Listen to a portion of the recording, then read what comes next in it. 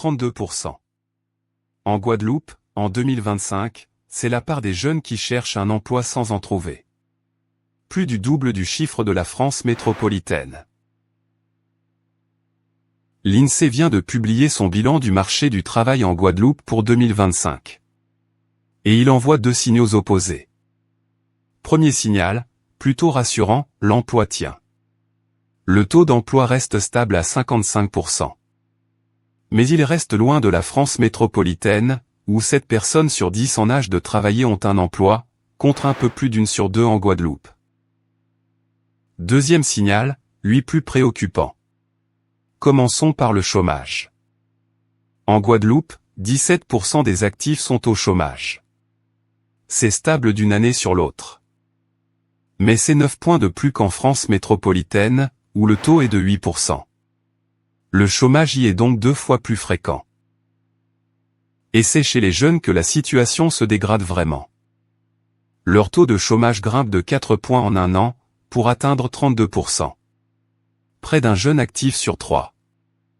Autre chiffre marquant, 22% des jeunes ne sont ni en emploi, ni en études, ni en formation. 2 fois plus que dans l'ensemble du pays. Troisième difficulté, moins visible, le sous-emploi. Le sous-emploi, c'est avoir un emploi, mais travailler moins d'heures qu'on ne le voudrait. En Guadeloupe, il touche une personne en emploi sur 10. Et là encore, les jeunes sont en première ligne, chez les moins de 30 ans, le sous-emploi bondit de 6 points, à 19%. Dernier point, et sans doute le plus structurel, le chômage qui dure.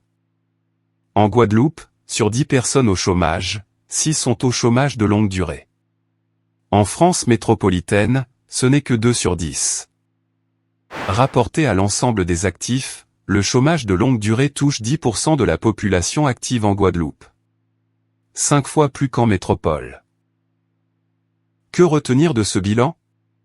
En 2025, le marché du travail guadeloupéen tient bon en surface, l'emploi ne recule pas. Mais derrière cette stabilité, les écarts avec la métropole restent profonds, et ils se creusent pour les jeunes.